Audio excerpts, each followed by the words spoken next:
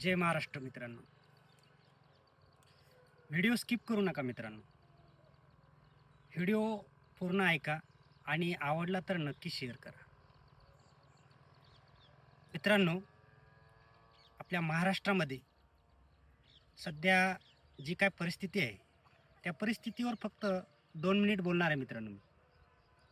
आणि ही परिस्थिती म्हणजे सध्या महाराष्ट्रभर फक्त जातीवाद आणि एकमेकांमध्ये भांडण हाच प्रकार सुरू आहे.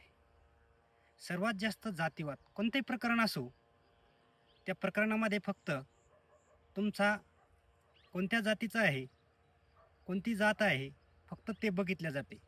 विशेषतः म्हणजे वंजारी आणि मराठा या दोन्ही समाजामध्ये खूप भांडण, म्हणजे थोडी कोणतं कृत्य झालं की एकमेकांना फक्त दोष आणि एकमेकांवर फक्त आणि फक्त कमेंट करायच्या मित्रांनो.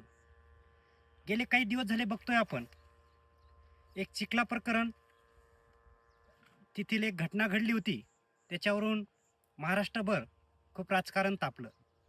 आणि त्याचबरोबर आत्ता सध्या महाराष्ट्रात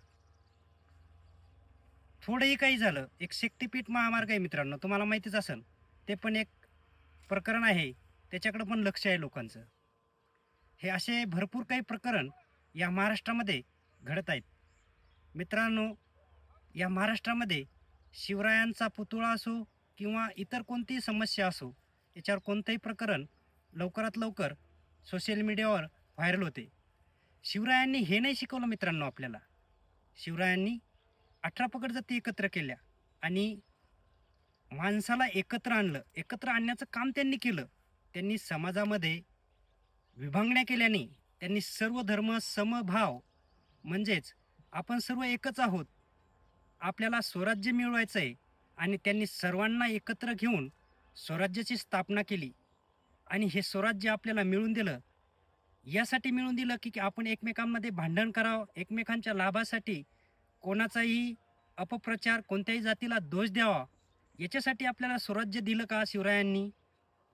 ज्या जिल्ह्यामध्ये राहतो मित्रांनो मी, माझा जिल्हा बुलढाणा, तालुका लोणार, आणि सिंदखेड राजा हे आपल्या राष्ट्रमाता जिजाऊ मातेचं जन्मस्थान, त्या तालुक्यामध्ये पण मी येतो मित्रांनो. म्हणून मला या बुलढाणा जिल्ह्याचा अभिमान आहे. इथलं प्रकरण जे झालं ते प्रकरण निंदनीय होतं मित्रांनो. जे काय झालं त्याची सत्यता अजून बाहेर आली नाही, परंतु जे काय महाराष्ट्रभर फिरतंय, जो काय व्हिडिओ फिरतायत, यासाठी आपण भांडायला नको, एकमेकांमध्ये समाजामध्ये द्वेष निर्माण करायला नको मित्रांनो. मी एवढंच सांगेल, जे काही समस्या आहे महाराष्ट्रामध्ये त्या लवकरात लवकर सॉल्व्ह व्हाव्यात.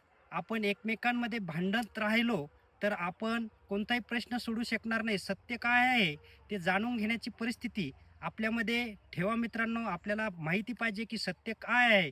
कोणत्याही जातीला, कोणत्याही धर्माला किंवा कोणत्याही व्यक्तीला एकदम टार्गेट करू नका.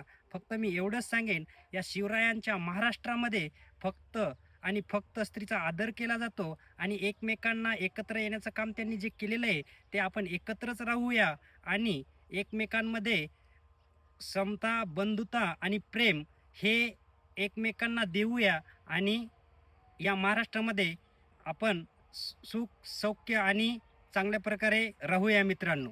जय महाराष्ट्र.